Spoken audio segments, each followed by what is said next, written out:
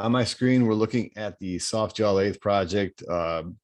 This is where we left off last class. I need to continue to finish the project. I need to figure out where we left off, so I'm going to select the entire toolpath group and I'll run it and verify. And this is something I'll do at work when I open up a project, try to get an idea where, how far along the project has been completed. So I'm inside of verify. I want to make sure that I take care of the collision detection. So stop condition collision is checked. I'll select play.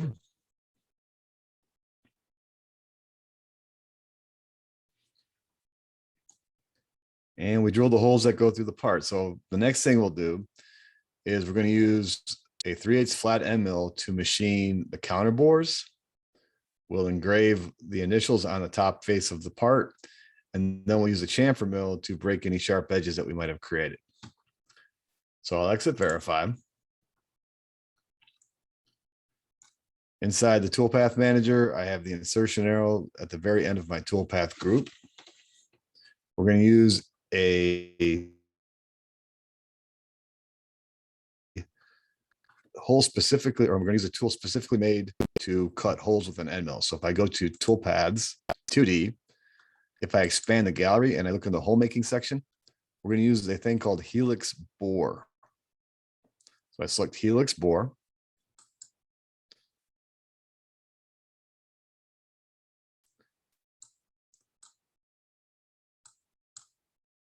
It brings up the toolpath hole definition. This is where we define the hole that we're going to create, or the counter bore that we're going to create. I'm going to select the two circles that represent the top of the counter bores. From here, I'll select OK. Brings up the parameters for this toolpath. I'll go to the tool. And we're going to add a tool to our tool list. If I go back to the project page,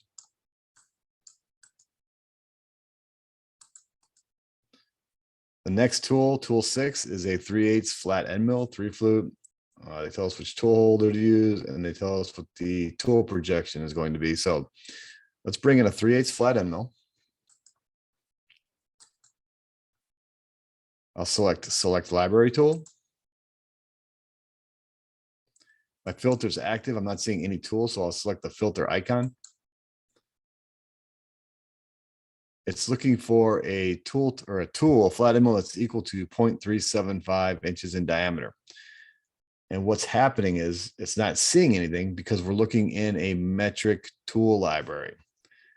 If I select OK, brings me back to this page. If you look at the top here, it says we're looking in the mill metric tool database. I need to go back to the inch tool database. So I'll select this folder.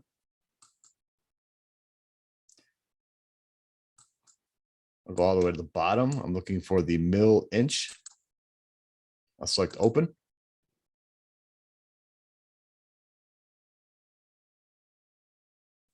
Now it's showing me the tool that we're looking for, but you guys might not see it yet. So go to filter. I'll start by deselecting all tool types. I'll select flat end mill. Tool diameter, set it to equal, and then type in 0.375, or you can type in the fractional equivalent, 3 divided by 8. Hit enter. I'll select OK. I've got one tool that fits that description. It's tool 287. If I double click on it, it's added to my tool list as tool number 6. We'll need to make some changes to the default settings of this tool. Right click on the tool, select edit tool.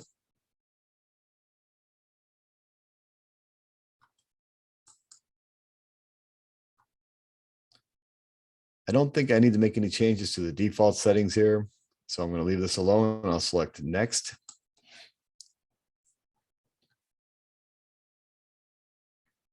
Let's set the number of flutes to 3. I'll calculate the RPM. I'll select the calculator. To turn on the coolant, I'll select show more options. I'll select coolant, and then I'll set the flood coolant to on. Select OK. Now we're going to rough and finish with this tool. I'm not concerned about the surface finish on the inside of a counter bore. So I'm going to set the finish XY step percentage here to 2. And this is a percentage. So this will be 2% of the tool diameter. From here, I'll select finish. So question, does that give the bottom part of the counter bore more smoothness or less smoothness? It's not going to be terribly critical in this case. It will be smooth. You just need to remember that there's going to be the bottom of a socket head cap screw coming into contact with it. As long as it's flat, I'm happy. It doesn't need to have a extremely fine finish to it. Does that make sense? Yeah, I was just curious if so what you just did made it more smooth. No. So let me go back. Let me show you what's going on here. So if I go to this page, this is the finish XY step percentage. So I'm going to rough and finish with this tool. In previous cases, we would rough with a dedicated finishing or dedicated roughing tool and then finish with a dedicated finishing tool. I'm not concerned about the surface finish on the inside wall of the counter bore. The floor will be sufficient. It'll be smooth enough. But what we're doing is we're roughing and we're finishing with this particular tool. And this 2% is just telling it how much to leave on after it roughs it out for that one final finish pass. Does that make sense? Yeah. Okay. Thanks. Yeah, no problem. Yeah, so on the outside of this part, the surface finish, I am somewhat concerned about it. Inside of a counter bore, it's going to be plenty smooth. If it wasn't, we could go back in and we could reprogram it or change our speeds and feeds. But for what we're doing, this is fine. So from here, I'll select finish. Our spindle speed has been calculated using this 300 SFM. For our feed rate, let's set the FBT equal to 1% of the tool diameter. So here's the decimal equivalent of our tool diameter, 0.375. Multiply that by 0.01, 1%. Hit enter. It's now calculating our feed rate at 34.38.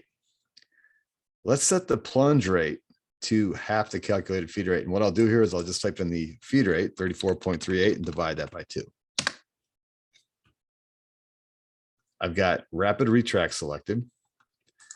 And then in the comment field, I want to provide some useful information. Usually start by copying the tool name. And then in all caps, say machine counter bores. And that will complete all the changes that we need to make to this page. From here, I'm going to go to the holder. We're looking for a Cat 40 tool holder. So instead of looking through this long list, I'll go to Open Library. We'll go to the Cat 40-inch tool holder library. And according to our tool list, we're going to use a C4 E4-0375. So C4 E4-0375. And then we're going to set our tool projection to 1 inch. And that will complete all of the changes that we're going to make on this page. From here, I'm going to jump down to cut parameters. For compensation type, we're going to set this to wear. For a stock to leave on walls, we'll set this to 0. A stock to leave on floors, we'll set this to 0. And I'm going to accept the default settings for everything else. A lot of the default settings work well. Very rarely do I change some of the default settings. Some of them I just leave alone. The changes that I make are usually pretty consistent to what I'm changing. From here, go to rough finish. Once again, I'm going to accept the default setting for the rough pitch. For the feed rate at final depth, I'm going to set this to 100%. You could slow it down if you wanted a nicer finish. For the finish, I'll activate it.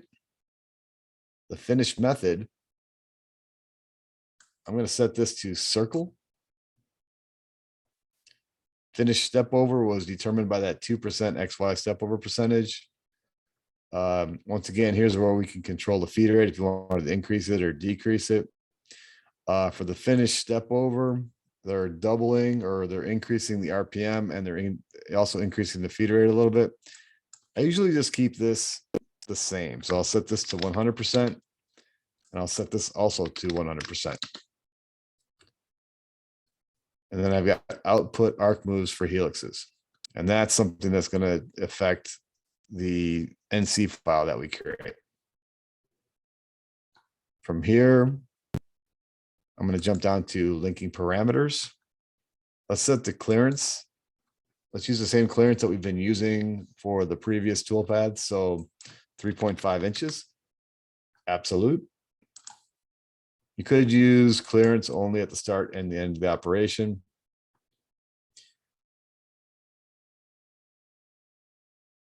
I'm going to turn retract off. Actually, I'm going to turn retract off and set my feed plane to incremental 0.1.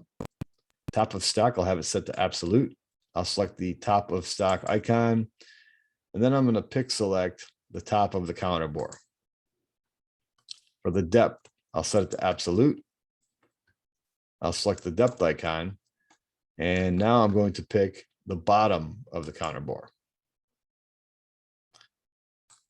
That should take care of all the changes that we need to make. I'll select OK.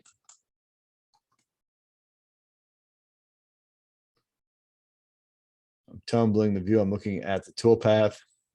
I'm not seeing any problems. I don't see the toolpath interfering with the material.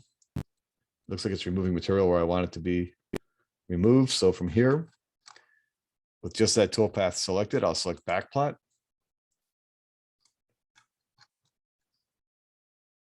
And slow it down a little bit, and then I'll select play.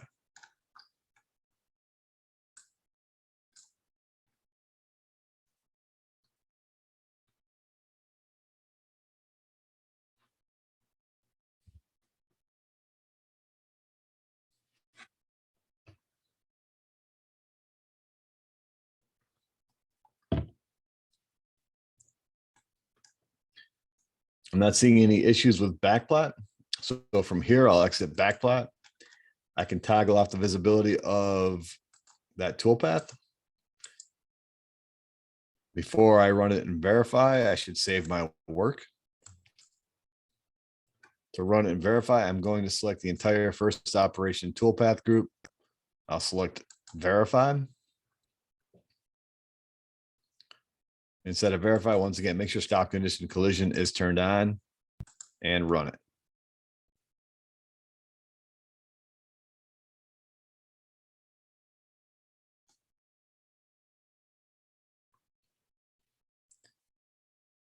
Once the part is done running and verify, I tumble the view. I'm inspecting the part. I'm inspecting the machine part. And it looks like the machined model matches up to the wireframe representation of the part. So that looks good. I did not have any collisions. What we'll need to do next is we'll need to engrave our initials, and then we could chamfer the sharp edges that we create. So from here, I'll close out of verify. I'm going to make a stock model that reflects everything that we've done up to this point. So from the toolpath tab in the stock section, I'll select stock model. Call this one machine counterbores.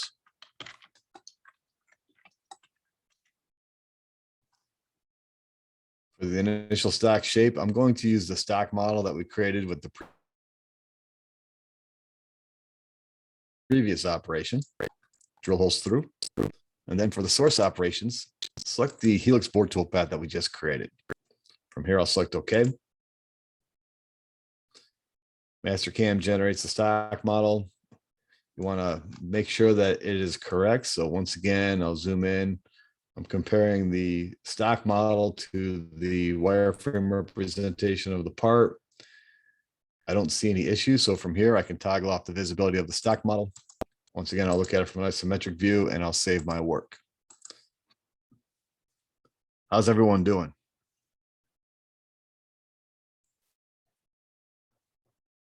Good. Good? Nice. Okay. So the next thing that we're going to do is we're going to engrave our initials on this top face of the part. You might have to go to your level manager and make your name level visible. If I go to the project page, the next tool on our list is a 1/32 ball mill, 2 flute. This is a C4C4-0016, so it's an ER, it's a Cat 40 ER16 tool holder with a 0.5-inch tool projection. So this particular tool has pretty much been used in all of our projects. So from here, I'll go back to the toolpath manager. I'm going to go to, and actually, I want you guys to do this because there's a lot of geometry that's lying underneath and I don't want to accidentally select it. So go to your level manager, make the name level the active level, and make all other levels invisible. And we're going to keep it invisible or keep them invisible while we select this geometry. So I'm turning off the wireframe from solid level and I'm turning off the solid model level. The only thing that I currently have visible on my screen is the name level. This will save us some grief when we select the geometry. So from here, I'm looking at the toolpath tab. In the 2D toolpath section, select contour.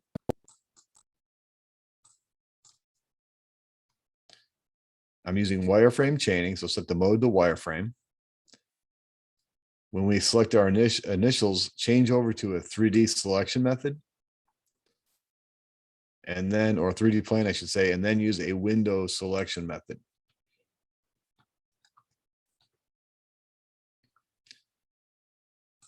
Mastercam is prompting us to select contour chain 1, sketch a window, or select entities. I'm going to create a window that captures all of the geometry that represents my initials. And once I do that, Mastercam is now prompting me to sketch approximate start point. Let your cursor lock on to the end point of one of the initials. I'm selecting the lower left corner. And then once you do that, you'll see that geometry becomes selected.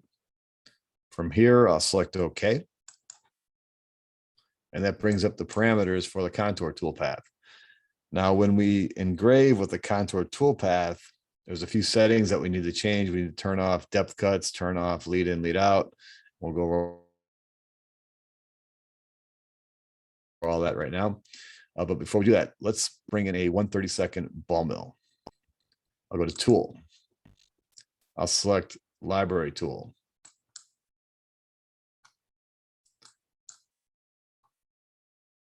I'll select filter. I'll start by deselecting all tool types. And then I'll select ball mill. And for the tool diameter, set it to less than 0.125. I'll select OK. There are 3 tools in the library that fit that description. I'm selecting the 1/32 ball end mill, double click on it. It's added to my tool list as tool number 7. I need to make some changes to the default settings. So right click on the tool, select edit tool. Things I'll change on this page. Set the overall length to 1. This will be the only change that we make to this page. Select next. We'll start by setting the number of flutes to 2. I can calculate the RPM. Select show more options, select coolant, and then set the flood coolant to on, and then select OK. That'll complete all of the changes that I need to make to this page. From here, I'll select finish. We've already calculated our RPM, and that's much too fast. way too fast. I suspect something happened to my machine definition. Is anyone else seeing a spindle speed greater than 10,000? No. Okay, so I suspect what happened. I need to exit this. Do not do this. Just stay where you're at. I'm going to select OK. You guys are just going to stay in this dialog box. So remember I had a lock on my insertion arrow, then I had some errors going on up here. When I opened up Mastercam, those errors went away. And those errors were associated with the machine definition that I selected. So something has changed. So if I go to edit, and if I expand all of this information, yeah, so the maximum spindle speed is set to 50 thou. I'm going to set this to 10 thou. Select OK. Yep, select OK. And something else. If I go to tool settings, so all of this information, well, most of this information stayed, but this changed. So this is 1 and 1. This is all good. And everything else looks good. So I'll select OK. Now I'll need to get back into the parameters for this toolpath. So if I expand that toolpath, right click on parameters, actually just left click on parameters, that'll open it up. Let's see here. So spindle speed, maximum 10,000 RPM. For the feed rate, let's set the FPT equal to 1% of the tool diameter. So 0.0125 times 0.01. Let's calculate my feed rate at 6.25 inches per minute. Let's set the plunge rate to half the calculated feed rate. So 6.25, divide that by 2. I have rapid retract selected. And we're going to provide a comment. So I'll start by copying the tool name, paste it in the comment field, and any additional information, type in all caps. So say engrave initials. And that'll complete all the changes that we need to make to this page. From here, I'll go to the holder. We're looking for a Cat 40 tool holder. This will be a Cat 40 ER16. So I'll start by opening up the Cat 40-inch tool holder library. So CT 40-inch. And I believe it's a C4. One second. A C4 C4-0016. C4-0016. Set the tool projection to 0.5. And that will complete all of the changes that we need to make to this page.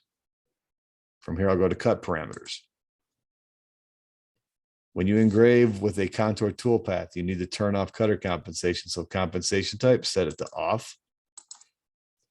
Contour type should be 2D. For stock leave on wall 0, stock leave on floor 0. And then I'm accepting the default settings right here. Depth cuts. We're only going to engrave our initials 5 thousandths deep into the material, so I'm not going to use depth cuts. Lead in, lead out. We want to turn off lead in, lead out in this case, so uncheck it. Everything turns off. Breakthrough. Turn this off. This will cause Mastercam, or this will tell Mastercam to engrave too deeply, or engrave too deep. So I'll uncheck breakthrough. Multi-passes, not using them. Tabs, not using them. Linking parameters. Once again, we're going to use the same clearance plane. It's 3.5 absolute. I've got use clearance only at the start and the end of the operation. In this case, I'm going to activate retract. I'm going to set it to absolute. I'll select the retract icon. And I'm going to pick select the geometry. The geometry is placed on that top face that we're engraving. So if I pick select the geometry, Retract is 1.48. Let's add 100 thou to that. So click next to it, plus 0.1. For the feed plane, I've got it set to 0.1 incremental. Let's lower this set at the 0.05 incremental. Top of the stock is the top of the part. So in this case, I've got it set to absolute. I'll select top of stock. You could select the geometry because we place it on the top of the part, or if you go to the level manager, you could bring back the solid model and the wireframe representation. And now I could pick select something that represents the top of the part, or just pick the initials. For the depth, I've got it set to absolute. I'll select the depth icon. I'm going to pick the same location as the top of the stock. These values should be the same for starters. And then what I'll do is I'll select next to, or click next to the depth value and type in minus 0.005 and hit enter. That will complete all of the changes that I need to make to these parameters or these settings. I'll select OK. Because I exited the toolpath, I'm going to need to regenerate my toolpath. So regenerate all dirty operations.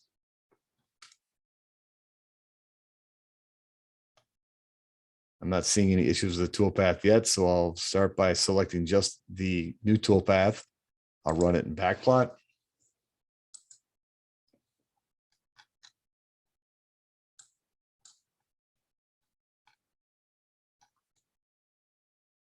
Okay.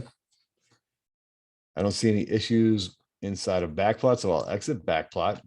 I'll toggle off the visibility of the toolpath. I'm going to select the entire first operation toolpath group, and then I'll run it and verify.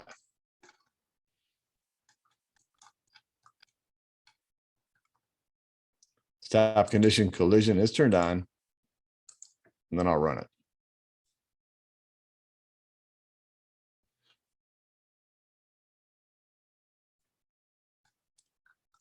Once again, once it's done running inside of verify, zoom in, you want to inspect the machine model.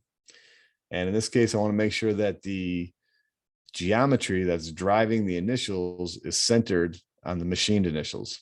So everything looks good. From here, I can exit verify. I'll need to create a stock model that reflects everything that we've done up to this point. So from the toolpath tab in the stock section, I'll select stock model.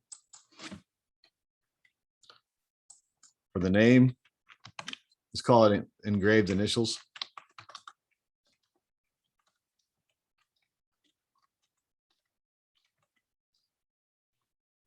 For the initial stock shape, we're using the stock model that we created with the previous toolpath, so machine counterbores.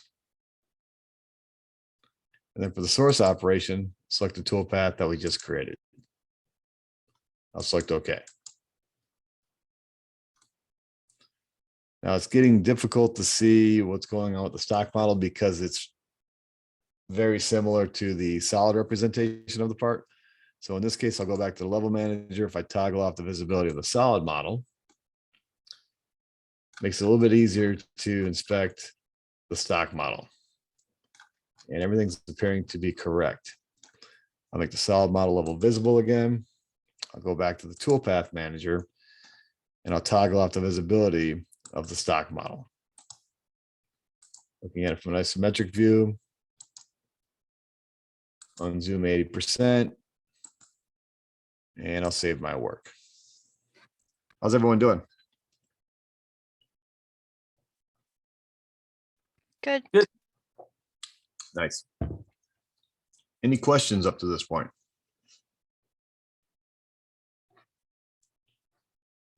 Okay. The next thing we'll need to do is we're going to break the sharp edges on the top edge of the part. So I've got this edge that's going to have a burr on it. I've got this edge and this edge that will also have a burr on it. So we're going to use a chamfer mill to put a small corner break on that edge, basically deburring the part. We're gonna use the contour toolpath. We'll use the 2D tool D, the 2D chamfer machining operation. So from here, yeah, let's check the tool list real quick. Tool number 8 is a 1/4 inch chamfer mill, 90-degree included angle, 2 flute. So insertion arrows at the very end of my toolpath group. I'm going to go to toolpaths, 2D, contour. For the mode, I have it set to wireframe. I'll activate or select C plane. For the selection method, I'll use chain. I'm going to select this top edge. And I want this edge, or I want this chain to go in a clockwise direction. Then I'm going to select the top of the counterbores, and I want those chains to go in a counterclockwise direction. So as I select them, I'm checking the direction of the arrow. And in this case, I need to flip it. So I'll select reverse direction. And then I'll select this circle. And the way I selected this one, the chain is going in a counterclockwise direction. If it wasn't, I could flip it with this icon right here. So make sure it's going in a counterclockwise direction. From here, I'll select OK. That brings up the parameters for this contour toolpath. Let's add that chamfer mill to our tool list. So go to the tool page, select library tool. I'm selecting filter. I'll start by deselecting all tool types.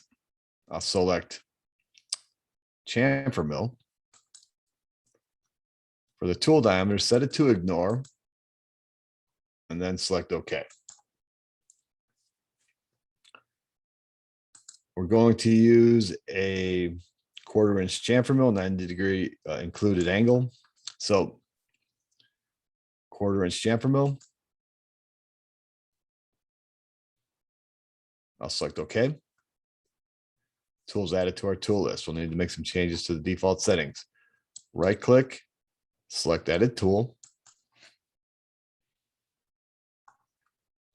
The only thing that I'm going to change on this tool is the tip diameter. You want to match the tip diameter to what you have in your shop. When you buy a tool, especially a chamfer mill, you can read on the side of the box, or you can get the information from the manufacturer website or any type of paperwork that they send along with the tool. The tip diameter, you want to match the tip diameter inside of Mastercam to the tip diameter that you're actually cutting with. So the ones that I have worked, the tip diameter is around 0.01. Almost looks like a sharp point. But if you look at it with an optical comparator, you can see that there is a small flat or diameter on the tip of the tool. From here, I'll select next. Set the number of flutes to 2. You can calculate the RPM, select the calculator. To turn on the coolant, I'll select show more options. I'll select coolant. Then I'll set the flood coolant to on. From here, I'll select OK. And then I'll select finish. Mastercam has calculated our RPM. For the FPT, set the FPT equal to 1% of the tool diameter. So 0.25 times 0.01. Feed rate's calculated at 22.92. Set the plunge rate to half of that. So 22.92, divide that by 2.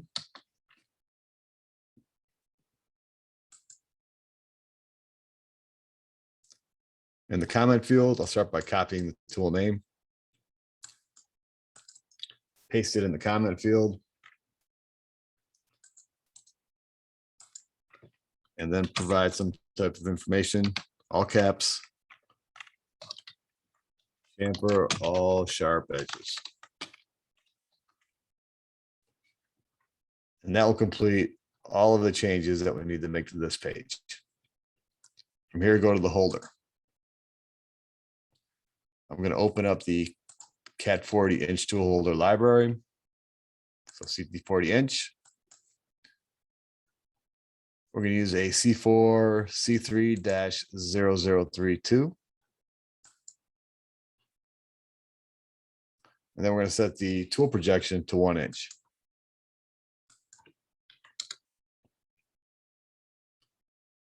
And that will complete all of the changes that we need to make to this page. From here, I'm going to cut parameters. We'll need to turn compensation type back to where. Contour type, set it to 2D chamfer. For the chamfer width, I have it set to 0.05. And then for the bottom offset, I have 0.025. Now be careful. This is 0.025, not 0.25. If you set it to 0.25, you're going to get an error when you exit the parameters. Stock leave on walls set to 0. Stock leave on floor set to 0. I'm not going to use depth cuts. This is a very light cut. I'm going to do this in one pass. Lead in, lead out. Turn this back on. Breakthrough. Make sure it's turned off. Multi-passes. Once again, very light cut. Make sure it's turned off. Go to linking parameters. I'm going to use the same clearance plane as the previous toolpad. So 3.5 inches, absolute. I've got use clearance only at the start in the operation.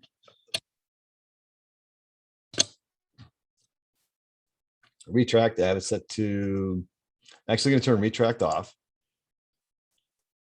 Actually, let's leave it on. I'm gonna leave retract on at 1.58 absolute. Feed plane, I'll set it to 0.1 incremental. Top of stock, I'm gonna set this to incremental 0. And for the depth, I'll set it to incremental 0. From here, I'll select OK. Mastercam generates the toolpath. I'm not seeing any issues, things to look for. These short lines and arcs that represent our lead ins and lead outs, make sure that they're on the outside of the material. If they're on the inside of the material, we have a problem. We'll need to reselect or reassign the direction of our chains. From here, I'll select the toolpath. I'll run it in backplot.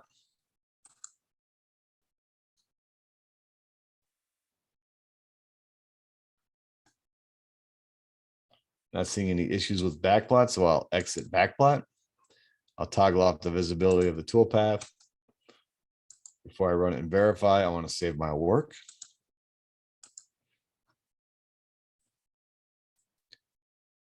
I'll select the entire first operation toolpath group, and we're going to run it and verify. Something that we're going to do when we go into verify, or when we're done running it and verify this time, we're going to save that machined model as an STL file, and that will become our stock representation for verify in the second operation. We're currently done with the first operation. We're now going to create the STL file, and then we're going to flip the part, create a new coordinate system, and start creating toolpaths for the second operation. So before we do that, first operation is selected. I've got green checks next to everything. I'll select verify. I'm going to activate the color loop. So I'll go to verify color loop. Go back to the home tab, make sure that stop condition collision is turned on, and then run it.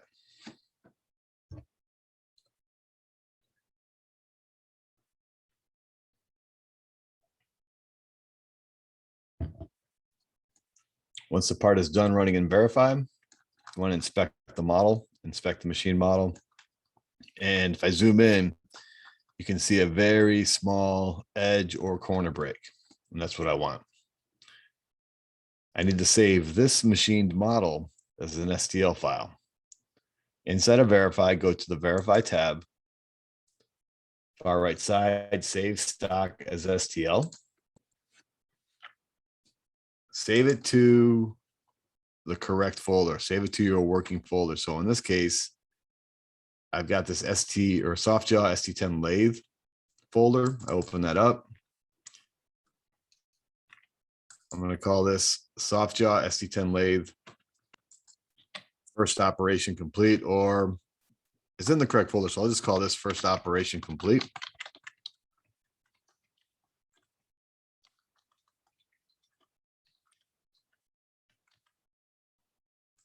Then I'll select save. Now it's going to take a moment to save this STL file. While we're waiting, are there any questions that I could field? Everyone doing all right?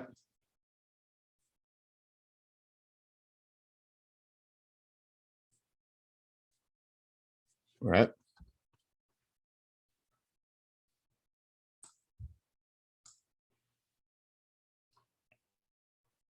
I normally don't like to go back into Mastercam while I'm saving the STL file in the background. I usually forget about it and I keep it open. I don't like to keep it open. So once it's done saving the STL file, I'll exit verify. If I look in my working folder, just to make sure that it's saved in the correct location. So if I go to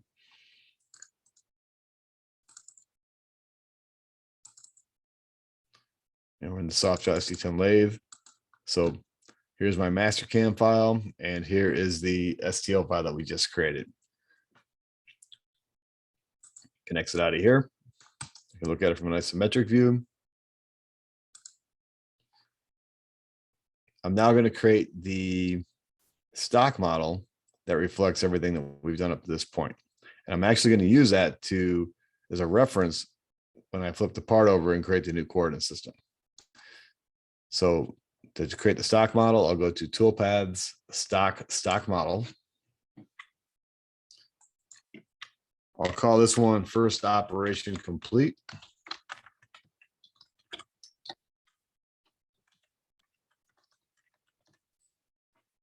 For the initial stock shape, I'm using the stock model from the previous operation. And then for the source operation, I'm selecting the contour toolpath that we just created. Select OK. Mastercam generates the stock model. I'll look at it from an isometric view. I can fit my screen. Sometimes I like to unzoom by 80%, and then I'll save my work. How are we doing?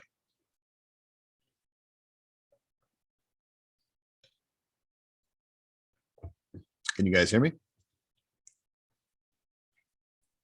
Yeah, we're good. Perfect. Thank you. Just got to make sure you guys are still there.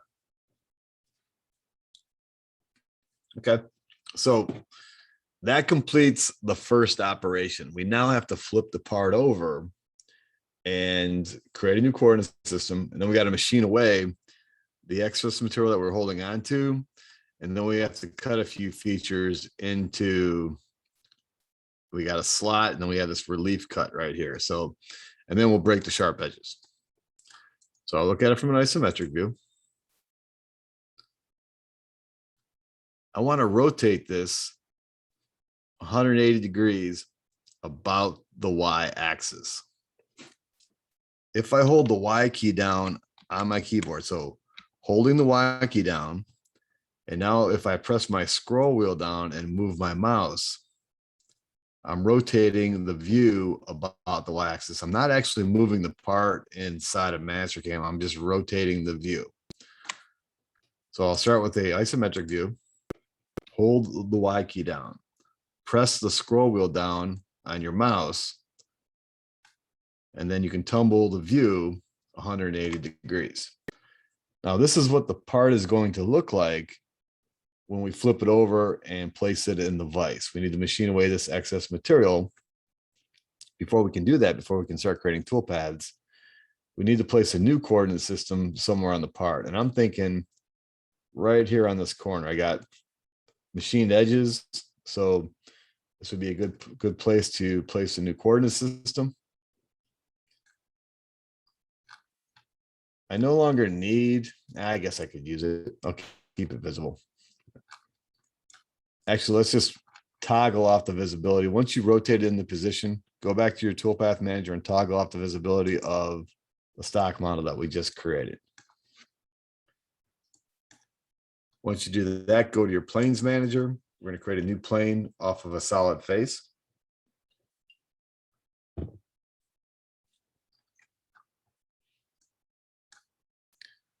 In the planes manager, select create a new plane. From the drop-down menu, select from solid face. I'm going to pick, it's prompting us to select a flat solid face. I'm going to select this the top face of this slot right here. You see a coordinate system being created, and you want Z going straight up. X is running the length of the part, and Y is pointing forward in my case. And this is the one that I want.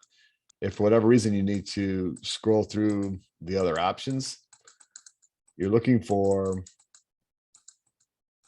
this option right here. Z is pointing straight up.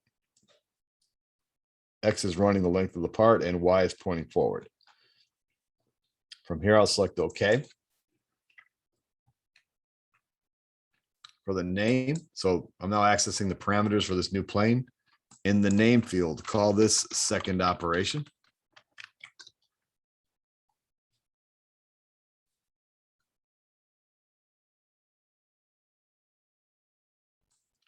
For the set as, I've got WCS, T-plane, and C-plane all selected or checked. To reposition the coordinate system, I'll select reselect. I position my cursor in the graphics area. You can see the coordinate system is now attached to my cursor. I'm zooming into the top right bottom of the part. I'm letting my cursor lock onto this corner. When I see it lock into position, I left click. And from here, I'll select OK. Right click isometric. If we get a message that says associate plane origin to new geometry, hit yes, right? May I see your screen? Yeah. I want to see what you're selecting. So 1 second. Let me see your screen, Brad. Right.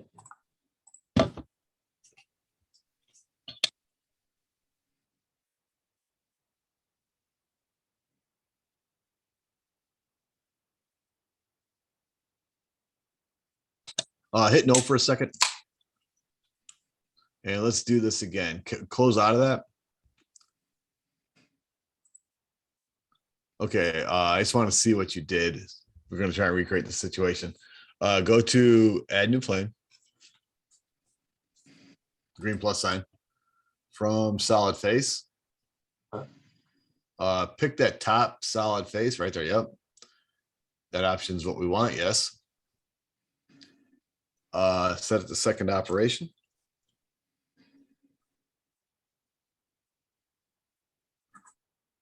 Reselect. I named it first, but you could do it in any order. That second operation and name and then reselect, right? Correct. And then let your cursor lock on to the bottom right corner. It says associate plane origin to new geometry. Yeah, sure. That might just be a prompt from the later version of the software. You guys are on 2022. I'm still using 2021. So that looks good. Hit OK. And do me a favor, just go to home and go over to the far right side where it says analyze under dynamic. To the right a little bit, up a little bit, right and up. Under dynamic, select position. And then just grab the corner. You can grab that one, that works. Yeah, 0, 0, 0. Okay, you're good. And that's a value recorded relative to or reported relative to the new coordinate system. So yours is looking good. So I'm going to go back to my screen. All good, Hey. Brian? Yeah, thanks. Perfect. Okay, so from here, I'm going to go back to the toolpath manager. And we need to create a new toolpath group.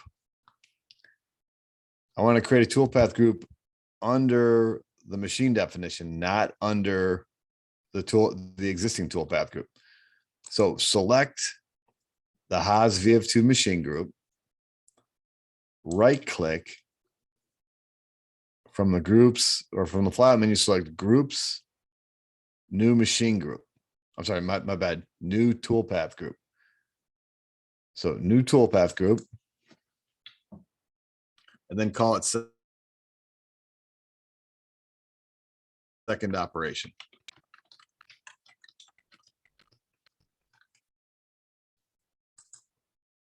And I'll save my work.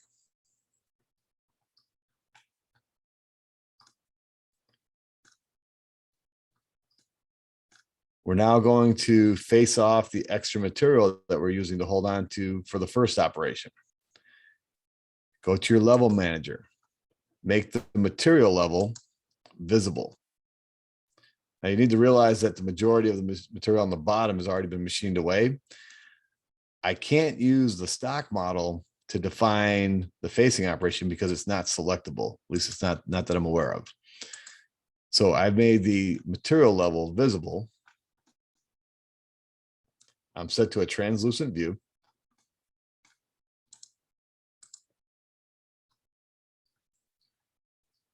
I'll go back to the toolpath manager. I'm going to borrow the facing operation from the first operation. So carefully select just the facing operation. You want a green check next to just the facing operation inside of the first operation. Right click, copy. Next to the insertion arrow underneath the second operation, right click, paste. To free up space inside of my toolpath manager, I'm going to minimize the first operation and I'm going to expand the parameters underneath the facing operation. This is a copy toolpath. We need to make several changes to it so that it works for us in the second operation. For starters, you'll see that the WCS tool plane, everything is associated with the first operation. We need to change this. So I'll go to parameters, planes. I'm going to change the first operation to the second operation, and I'll do it in all three cases. So I'll start by selecting this icon. Set it to second operation, select OK. And now I want to carry the second operation over to the tool plane, select this icon, and the construction plane, select this icon. If I go back up to the toolpath type, we can access the geometry that's driving this toolpath. I'll select the cursor icon next to chain geometry. Brings up the chain manager. And you can see that the chain that's currently selected is on the other side of the part. In the chain manager, I'll right click, I'll select rechain all. It brings up the wireframe chaining dialog box. I'm going to start by changing the mode to solids. I've got C plane selected. And then for the selection method, I've got loop and I've got face. Position your cursor close to the top edge of the material. When you see the edge become highlighted, left click. The chain should be going in a clockwise direction. If everything looks good, select OK. The large arrow shows us the direction of the chain. The small arrow shows us which side of the chain that the tool is going to approach from. From here, I'll select OK. Now remember, this is a copy toolpath. So the tool, everything here looks good. The comment, let's change this face top of part. Face second operation, something like that. Something that makes sense.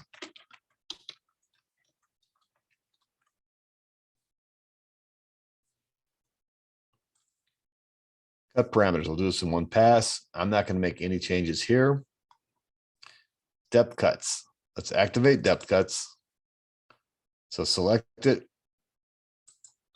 Check depth cuts. I've got the maximum rough step currently set to 50. Let's set this to 0.1. Then we'll have a finish cut. So set the finish cut to 1 with the finish step being 0.02.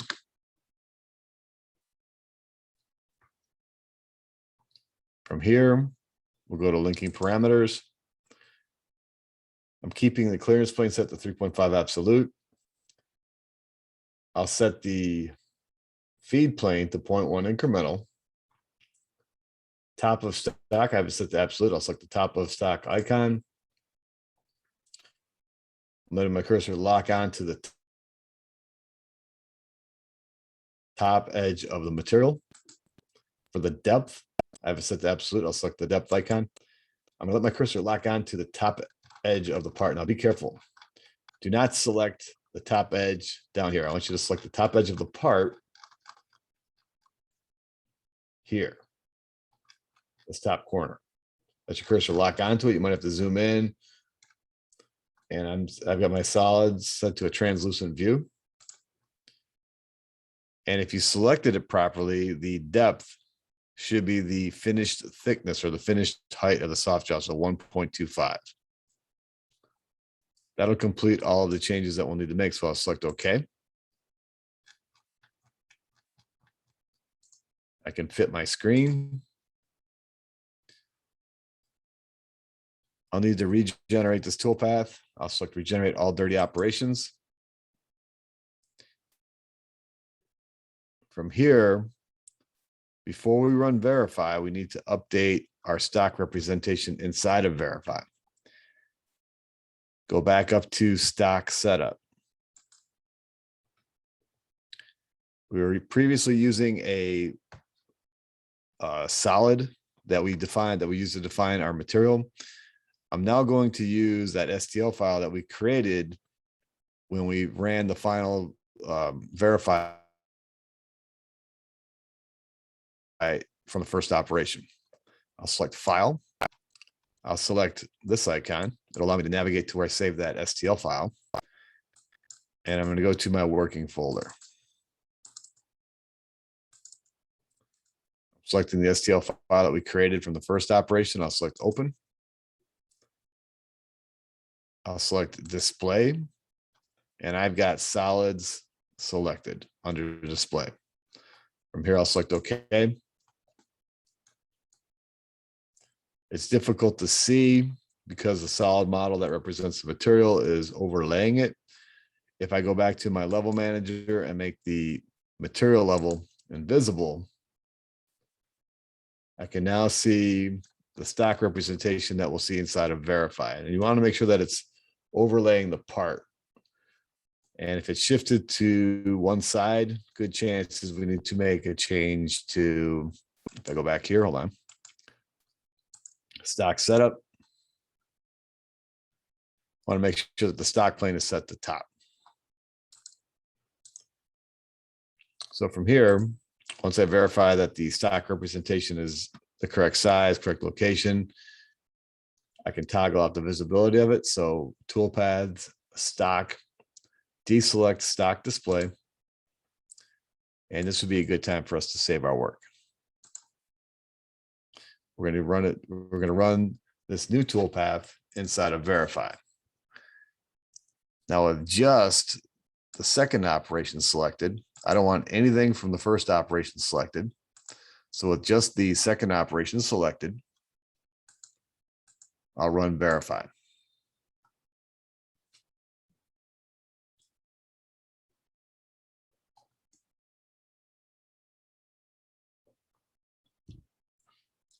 Inside of verify, stop condition collision is turned on.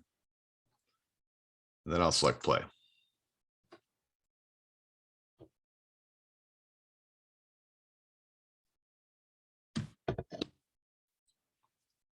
We're just machining away the excess material that we're holding on to for the first operation.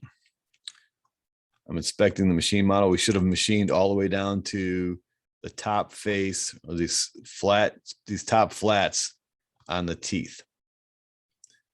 That appears to be correct. From here, I'll exit verify. Look at it from an isometric view and fit my screen.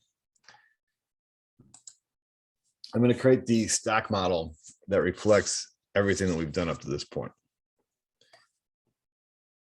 Insertion arrow is at the very end of my toolpath group. If I go to the toolpath tab, Hey, Professor, real quick, how do you turn off the stock setup view on? oh, gotcha. So you see this icon right here? It says stock display.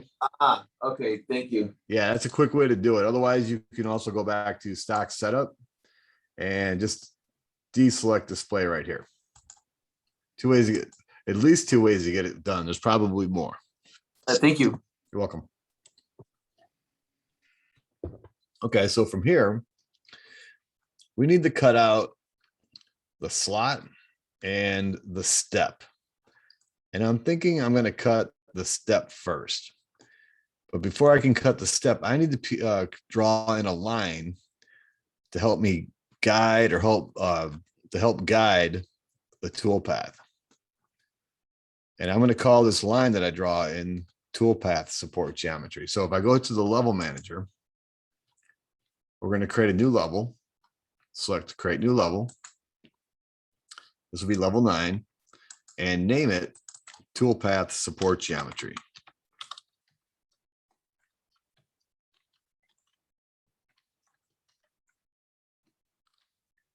Actually, I think I don't have a space between tool and path. Let's call it one word. So toolpath.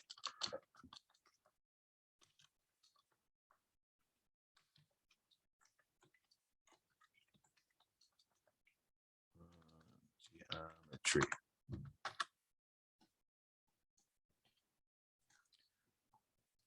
Go to the home tab. I'll leave it the same color. I'll leave it as the current color. We're going to draw on a line from the endpoint here to the endpoint here. Toolpath support geometry level is active. So go to wireframe. Line endpoints. Let my cursor lock on to this endpoint, and then let my cursor lock on to this endpoint. I'll select OK. And now I have a line that I can select to help drive or to help position this next toolpath.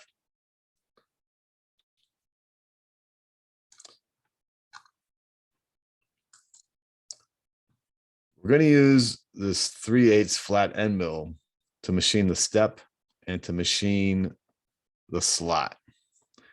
And we're going to use that with a contour toolpath. I haven't created the contour toolpath that uses that tool yet, so we're not going to copy and paste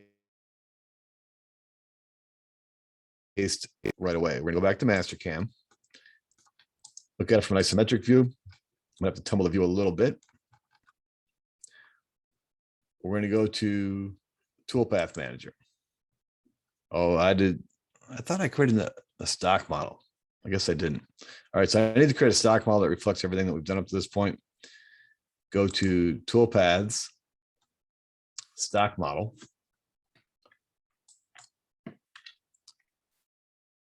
Call this facing second operation.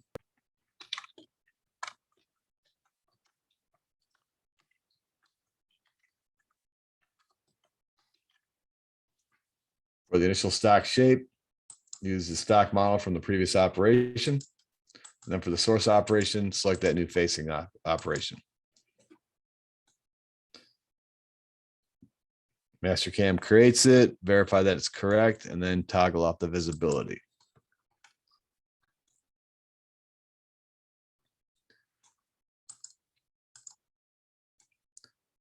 We're now going to create a new contour toolpath. And we're going to select this line to drive it. I'll go to toolpaths, 2D, contour. Brings up the chaining dialog box. I'm going to change it back to wireframe. I have C-plane selected. For the selection method, I'll set it to single. And I'm going to select the line that we just drew right about here. Now be careful, don't select it down here because you might accidentally select one of the lines that lies underneath it. I want you to select it right about here. The green arrow represents the side that it's going to start on, and then the red arrow represents the side that it's going to finish on. I want it to start here. So if I'm looking at it from an isometric view, I want it to start on this end and then I want it to finish on this end. That way we're climb cutting. We'll be using cutter comp left. From here, let me back up a little bit. If for whatever reason it is not going in the right direction, you can flip the direction with this icon. I want the green arrow here, the red arrow here. Select OK.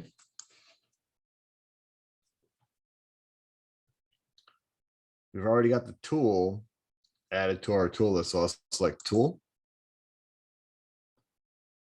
I'm going to use this 3/8 flat end mill. For whatever reason, no, we don't need to edit the tool. It's already been added to our tool list and we made the necessary changes.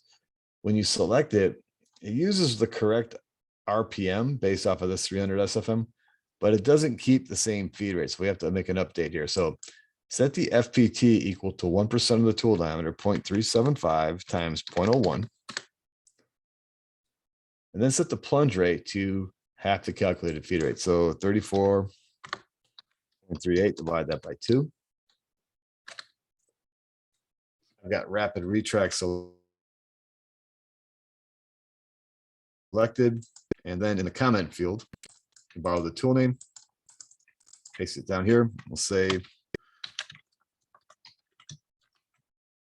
machine relief second operation. That will complete all the changes that we need to make to this page. The tool holder should already be selected. Cut parameters. We'll need to change this back to 2D.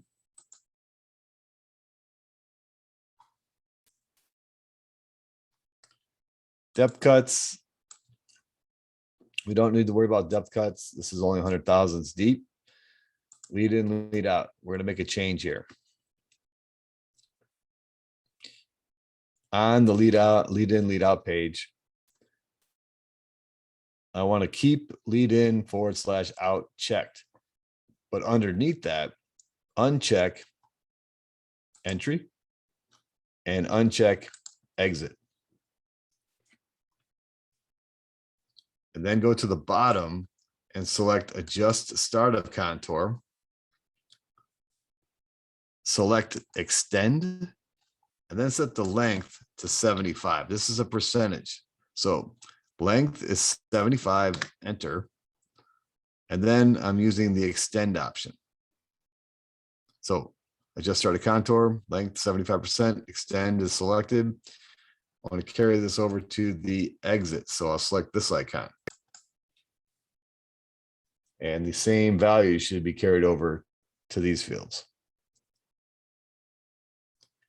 I've got breakthrough turned off. I have multi-passes turned off. I need to turn this on. So the multi-passes or select or check multi-passes. Set the number of rough passes to 2. Set the number of finished passes to 1.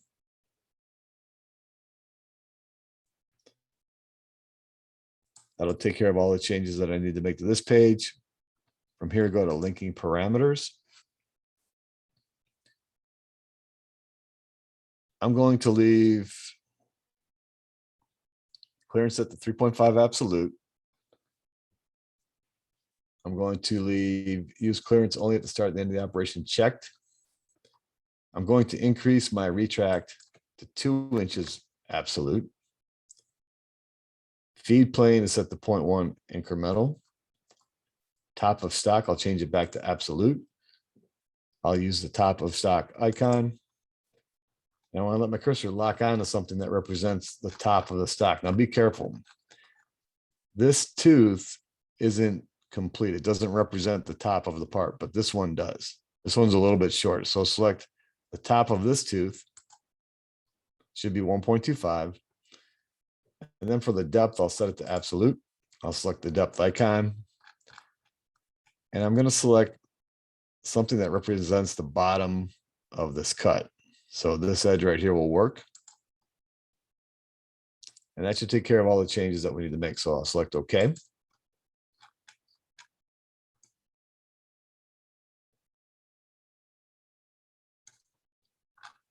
I'm not seeing any issues with back plots, so I'll select just that toolpath and I'll run it. I'm sorry, I'm not seeing any issues with the toolpath.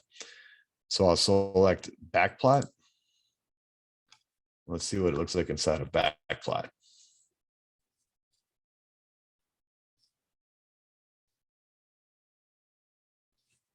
Pretty straightforward. We're just cutting a step. If everything looks good inside of back plot, I'll exit back plot. I'll toggle off the visibility of that toolpath. Before we run it and verify, I want to save my work.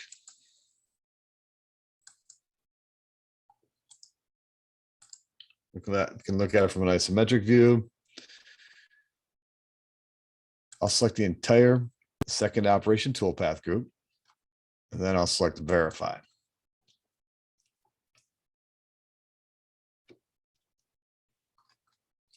Make sure stop condition collision is turned on, and then run it.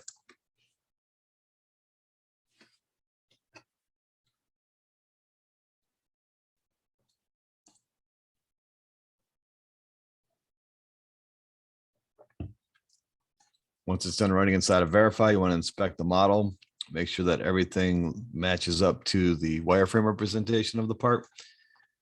And it does. So from here, I can exit verify.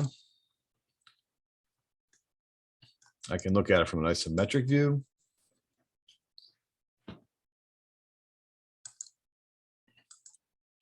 I'm now going to create the stock model that reflects everything we've done up to this point. So I'll go to toolpaths, stock model.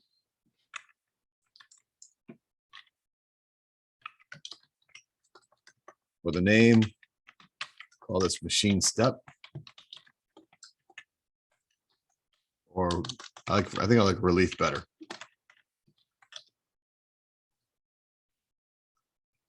For the initial stock shape, I'm going to use a stock model from the previous operation. And then for the source operation, select the contour toolpath that we just created.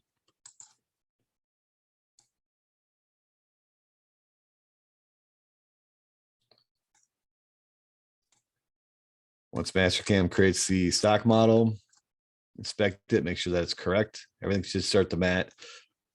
The machine surfaces should match up to the wireframe representation of the part or the solid model of the part. So from here, I can toggle off the visibility of the new stock model and I'll save my work. How's everyone doing up to this point?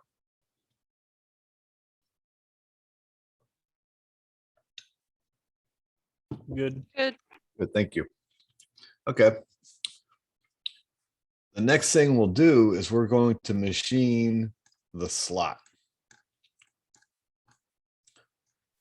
I'm going to use the toolpath that we just created to do that. I'm going to copy it and then I'm going to make a few changes to it so that it works for the slot. Selecting just that contour toolpath, want a green check next to just that toolpath, right click from the flyout and then you select copy. And then next to the insertion arrow, right click and paste. Expand that toolpath. I don't need to change the coordinate system, but I will need to change the geometry that's driving the toolpath and the linking parameters. I'll start by going to parameters. For the toolpath type, we can access the geometry that's driving this toolpath. So next to chain geometry, select the cursor icon. In the chain manager, right click, rechain all. Now watch how I go about selecting this geometry. If I look at it from an isometric view, we're using the same settings that we did for the previous toolpath. I want this chain to start here. So I'll select this line. Green arrow here, red arrow here. I'm tumbling my view a little bit. The second chain, I want to start here. So I'll left click right here. Green arrows on this side, red arrow is on this side. We're using cutter comp left, and this will keep the cutter in between these two lines. I don't want the cutter going on the wrong side because then it'll machine away the wrong material. From here, I'll select OK. You're seeing a preview of the chains. The larger arrow shows us the direction. Then the small arrow shows us which side of the chain the tool is going to be on. And this is what I want. So the arrow should be pointing inboard. At least the small arrow should be pointing inboard. From here, I'll select OK.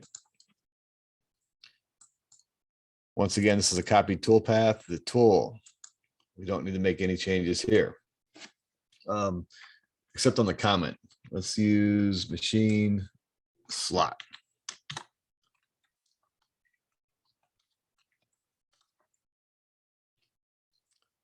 Don't need to change the holder. Cut parameters.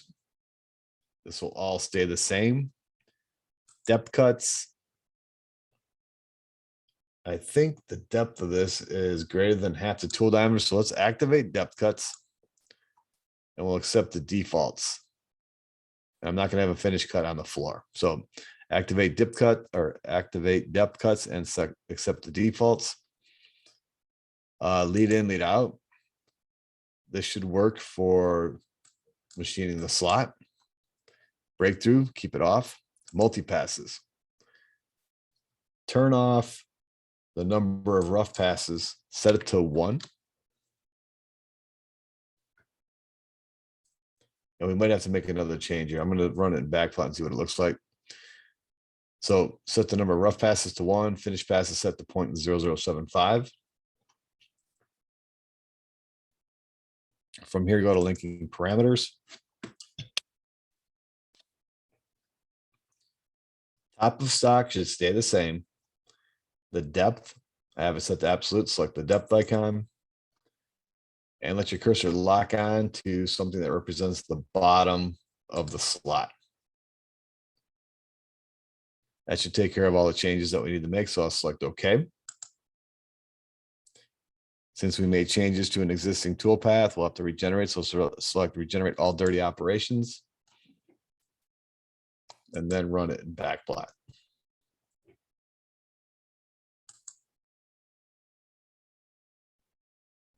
And it's doing something that I don't like. I've got keep tool down on either my multi-pass or my depth of cut. So let's do this. I'll go back into the parameters. Depth cuts, uncheck keep tool down. And then for multi-pass, I don't have keep tool down checked, so we're good. So what I needed to do, I need to go back to my depth cuts and uncheck keep tool down. Generate all dirty operations, and then I'll run it in backplot one more time.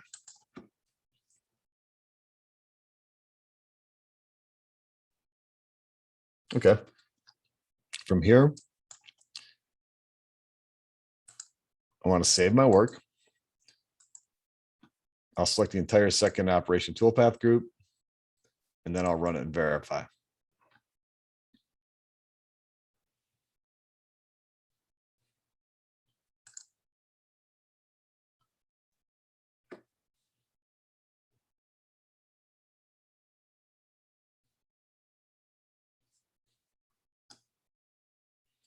Once it's done running inside of verify, tell me your view, compare the machine model to the wireframe representation of the part. If everything looks good, you can exit verify. I'm going to look at it from an isometric view, fit my screen. I'm now going to create the stock model that reflects everything that has been done up to this point. I'll go to toolpaths, stock model. We'll call this machine slot.